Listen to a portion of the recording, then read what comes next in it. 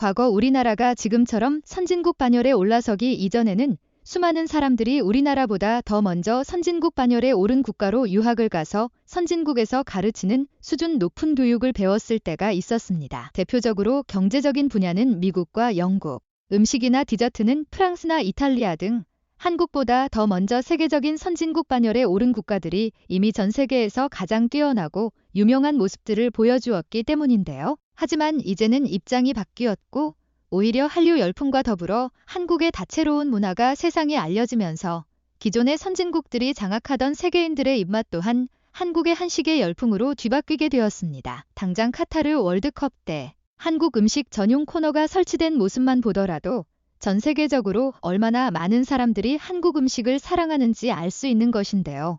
그러다 보니 최근에는 오히려 세계적인 선진국가에서 한국으로 유학을 오는 경우가 많아졌고, 오늘 들려드릴 사연 역시 최근 글로벌 커뮤니티에서 화제가 되었던 한국에 와서 놀라운 문화를 체험한 뒤 자신의 나라로 돌아가 그대로 실행했다가 문화적인 차이에 난감한 상황을 소개한 한 독일인의 사연입니다. 지금 바로 무슨 사연의 내용인지 살펴보도록 하겠습니다. 안녕하세요. 저는 레온이라고 하며 독일에서 식당을 운영하고 있는 평범한 30대입니다. 제가 운영하고 있는 식당은 독일에서도 매우 유명한 송아지, 고기로 만든 하얀 소시지인 바이스브루스트와 돼지 정강이를 양파와 샐러리를 넣고 삶은 아이스바인, 그리고 이곳 바이엘은 지방의 인기 요리인 슈바인스 학세어리 등 전체적으로 매우 기름지고 향이 진한 독일 전통 음식들이 주 메뉴를 이루고 있는데요. 개인적으로 독일 음식을 좋아하지만 이곳을 찾는 외국인들은 물론 심지어 독일인들조차 맥주와 소시지를 곁들여 먹는 것 외에는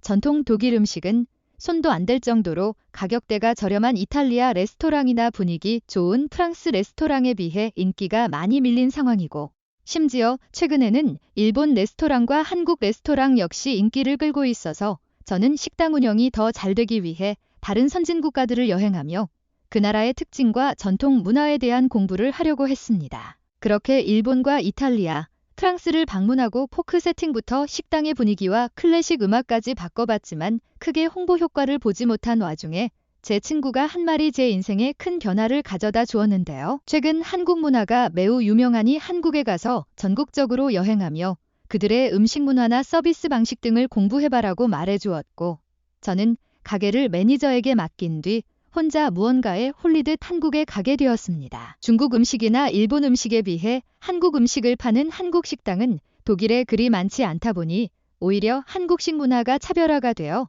틈새 시장을 공략할 수 있으리라 생각했기 때문이지요. 제 생각은 적중할 수 있었습니다. 한국의 식당은 줄이 많은 식당의 경우 웨이팅룸을 따로 만들어놔서 그곳에서는 카페나 차를 팔아 추가적인 이익을 챙기고 손님들의 기다리는 시간을 지루하지 않게 만들어 주었으며, 화장실에는 따뜻한 변기와 아날로그식으로 닦는 유럽과는 달리 자동으로 보리를 본 그곳에다가 물줄기를 쏴주는 비데가 있어서 정말 쾌적하게 손에 물을 안 묻히고 보리를 볼 수 있도록 많은 서비스가 제공되었거든요. 이런 별것 아닌 것 같은 모습이 저는 굉장한 차별화 마케팅이라 생각되었고, 그렇게 한국 일정이 마무리되는 시점이었던 남쪽 여행을 하며 문화적인 충격을 받을 수 있었습니다. 바로 독일의 학세와 비슷한 족발이라는 음식을 경험했기 때문인데요.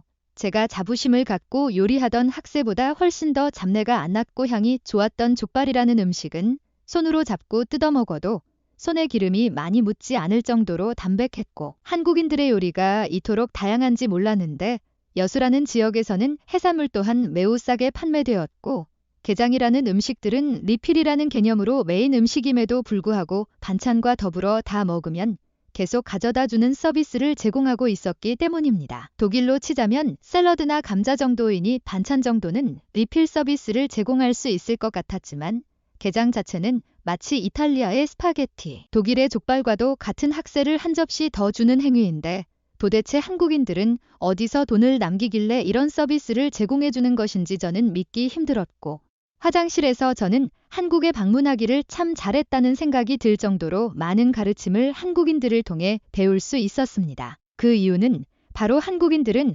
화장실에서 냄새가 나는 해산물들을 보다 깨끗하게 닦아내기 위한 생활의 지혜로 치약을 채택해주고 있었기 때문인데요. 실제로 게장 음식을 손으로 발라먹고 손을 비누로 닦아도 냄새가 계속 났었는데 치약을 조금 발라 손을 닦으니 미끌미끌 신기한 기분이 들었지만 정말 말끔하게 손이 소독되듯 닦아져 신기한 체험을 할 수 있었습니다. 어마어마한 경험을 가지고 독일로 들어와 저는 한국형 비데를 설치할 수 있도록 4,000유로의 상당의 돈과 시간을 들여서 비데를 설치했고, 한국의 족발 비슷한 학세와도 같은 음식들은 가격 자체를 1.5배 올리는 대신 2번까지 리필이 가능하게 제공했으며, 고기를 뜯고 나면 손에 기름이 비누로 잘 안 닦일 수 있으니 한국인들이 사용하던 것처럼 치약을 가져다 놓고 치약을 조금 손에 묻혀 닦이면 기름이 더 잘 닦입니다라는 표시를 해두었는데, 문화적으로 독일인들이 학세 음식을 2번 이상 시켜 먹는 경우는 정말 젊은 청년들이 아닌 다음에야 드물었고,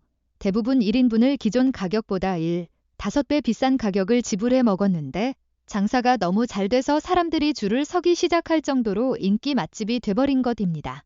기존의 내 음식에 큰 잘못이 없었고 마케팅 기법이 부족했던 것이라 생각하며 제 자신이 자랑스러웠는데, 계산 속도가 뛰어나고 매우 합리적인 생활을 하는 독일인들을 상대로 제가 1.5배 이상의 가격을 받으면서도 장사가 대박났던 이유는 제 음식이 맛있어서가 아니라 바로 한국인들의 지혜와 문화를 고스란히 가져왔기 때문이라는 것을 저는 화장실 앞에서 느낄 수 있었습니다.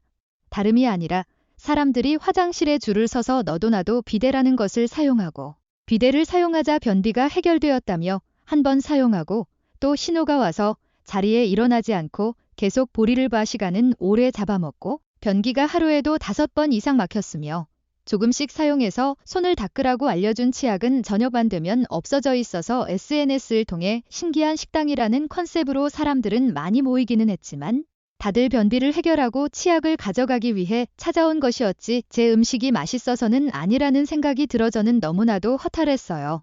하지만 매출을 올랐고 덕분에 변기 또한 하나 더 늘려 자주 막히고, 줄이 길었던 화장실 줄을 어느 정도 더 유연하게 소화할 수 있었고, 치약 역시 도난하지 못하도록 고정식 비누, 거품기계처럼 치약 또한 따로 치약이 담긴 통을 만들어 짜서 사용할 수 있도록 제공했더니, 다양한 부수적인 서비스들을 경험하고자 저희 식당은 많은 사람들이 찾아와주는 그런 맛집 겸 한국 문화 체험이 가능한 식당으로 자리 잡을 수 있게 되었습니다. 파란만장했던 가게 살리기 프로젝트가 한국을 먼저 갔더라면 금방 성공할 수 있었던 일이었는데, 한국을 늦게라도 간 것에 대해 저는 너무나도 감사한 마음으로 살고 있고, 제 사연을 본 이곳 사람들 또한 저처럼 시행착오를 하지 않았으면 하는 바람에 혹시라도 음식이나 서비스업에 대한 공부를 하고 싶다면 한국에 가보기를 꼭 추천하고 싶습니다. 한국인들의 생활 지혜는 그 어떤 선진 국가들보다도 뛰어나다고 하는데요. 레오니 씨의 사연, 여러분들은 어떻게 생각하시나요? 과거 한국이 선진국가들을 따라하며 배우고자 하는 자세로 본받으려고 했다면, 이제는 선진국가에서 한국을 표본 삼아 배우려고 하는 분야가 정말 많아진 것 같습니다. 오늘의 사연은 여기까지입니다. 지금까지 한국 문화 소식을 전해드리는 현명튜브였습니다. 영상이 도움이 되셨다면 구독과 좋아요 부탁드립니다. 감사합니다.